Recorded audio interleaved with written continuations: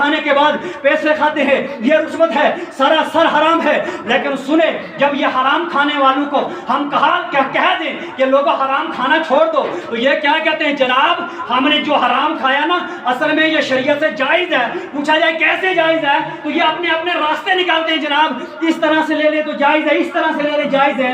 تو میرے مصطفیٰ کریم نے ان لوگوں کے بارے میں کیا کہا؟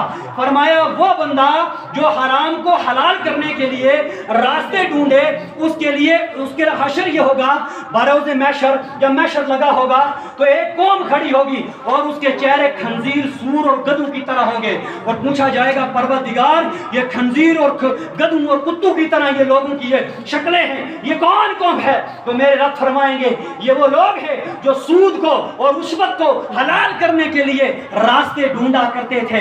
آج ان کا حشر یہ ہے۔ میرے بزرگوں اور میرے نوجوانوں، اپنے آپ کے اپنے قربانوں میں جان کر دیکھو، اپنی زندگی کا محاسبہ کرو۔ میں اور آپ وہ ہیں جن کو قبر دعوت دے رہی ہے، میں اور آپ وہ ہیں جن کا نام فانی ہے۔ کل تک ایک بندے کو عالم دین کہا جاتا تھا، کل تک ایک بندے کو مفتی کہا جاتا تھا، کل تک ایک بندے کو اسکیم کہا جاتا تھا، کل تک ایک بندے کو تحصیلدار کہا جاتا تھا، کل تک ایک بندے کو میجسٹریٹ کا صدر کہا جاتا تھا۔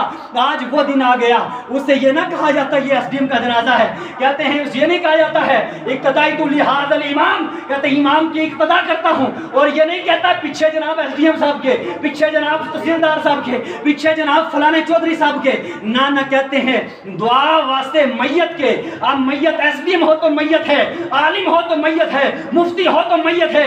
ایک سیکنڈ کے اندر تمہارے لقبات ختم ہو گئے، تمہارے نام، تمہارا سب کچھ بدل گیا۔ وہ تمہارے ہزاروں کے لباس جو تم حرام پیسوں سے اپنے جسم پر ڈالتے ہو، تمہاری اولاد نے جب تمہارا سانس نکلا نا تو تمہارا جسم آکڑ گیا، جب تمہارا جسم آکڑ گیا، تمہارے جسم سے کپڑے نہ اترے تو کہنے لگے، لوگ کہنے لگے جناب پھاڑ کے اتار دو۔ آج وہ دن آ گیا، تمہارے جسم سے کپڑے تمہاری اولاد پھاڑ کے اتار رہی ہے، تمہیں ننگا کر کے ننگا کر کے زمین پہ ڈال رہی ہے، اور تم ساتھ لے کے کیا جا رہے ہو؟ اللہ کے لیے سوچو ذرا، ہم ساتھ لے کر کفن جائیں گے، وہ کفن کس نے ڈالا یہ بھی پتہ نہیں ہے، ڈالنے والا کون ہے یہ بھی پتہ نہیں، خریدنے والا کون ہے یہ بھی نہیں پتہ، اس کے اوپر جو پیسہ انویسٹ کیا گیا یہ پیسہ کس نے لگایا ارے یہ بھی پتہ نہیں ہے۔ لیکن یہ یاد رکھو نا کہ میرے مصطفیٰ کریم نے فرمایا دنیا میں آیا، دنیا سے کیا لے کر گیا؟ کفن لے کر گیا۔ حضرت عائشہ سے کہا، عائشہ دنیا سے انسان کفن لے کر جاتا ہے اور قبر میں جا کر اس کو بھی چھوڑ دے گا، دنیا سے کچھ نہیں لے گیا، صرف ایک کفن لے گیا، اور جب قبر میں پہنچا اس کو بھی چھوڑ کر چلا گیا۔ حضرت عائشہ نے رسول پاک صلی اللہ علیہ وسلم سے فرمایا، یا رسول اللہ قبر میں کیسے چھوڑ کر جائے گا؟ میرے آقا نے فرمایا جب میدان محشر قائم ہوگا اللہ رب العزت فرمائیں گے کہ اٹھو اٹھو اپنی جگہ سے اٹھ جاؤ، یومئذ تحدث اخبارہا، جب زمین ساری پھٹے گی، خبریں دینے شروع ہو جائے گی تو رب فرمائے گا اٹھو۔ اس زمین سے جب لوگ اٹھیں گے نا وہ ننگے ہو جائیں گے، کسی پر کوئی پردہ نہ ہوگا، چاہے عورت ہو چاہے مرد ہو، سب کے سب ننگے ہوں گے۔ تو حضرت عائشہ صدیقہ رونے لگی، کہنے لگی او میرے آقا فداک بیومی، یا رسول اللہ ہمیں ننگا اٹھایا جائے گا؟ میرے نبی نے فرمایا ہاں ننگا اٹھایا جائے گا۔ کہا کیسے؟ کہا یا رسول اللہ حیا نہ آئے گی؟ کہا یا رسول اللہ شرم نہیں آئے گا، ایک دوسرے کو دیکھیں گے کیسے، مرد بھی ننگے ہوں گے عورت بھی ننگے ہوں گے۔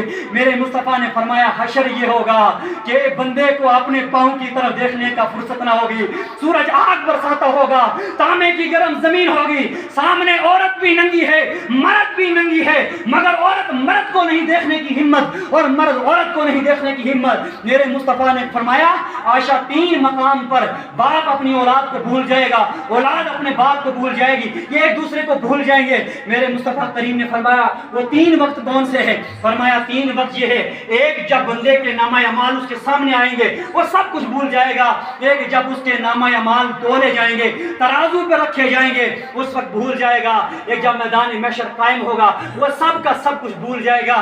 میرے بزرگوں اور میرے نوجوانوں اپنی زندگی پر ذرا غور کرو۔ میرے مصطفیٰ کریم نے فرمایا جو انسان حرام مال اپنے اندر کھاتا ہے اور اس کے اندر جو گوشت بنتا ہے، جو اس کے اندر خون وغیرہ بنتا ہے، یہ سب کا سب جہنم میں داخل ہو جائے گا، اس لیے کہ اللہ کی جنت پاک ہے، اللہ پاک ہے، وہاں حرام داخل نہیں ہوگا۔ تو میرے مصطفیٰ نے جب یہ حدیث بیان کی آپ کے صحابہ موجود تھے تو حضرت صدیق اکبر نے یہ حدیث سنی تھی۔ آپ کیا کرتے تھے؟ جیسے آپ کے سامنے پلیٹ میں کھانا آتا تھا آپ پوچھ لیتے تھے یہ کھانا آپ نے کہاں سے لایا ہے؟ تو صدیق اکبر जब पूछते थे तो उसके गुलाम बताते थे। एक मर्तबा क्या हुआ, भूख सख्त लगी हुई थी, तो सदीक अकबर ने कहा कि आपने पूछा नहीं। एक लुकमा खाने के बाद आपने गुलाम से पूछा, मेरे गुलाम ये खाना कहाँ से लेकर आए हो?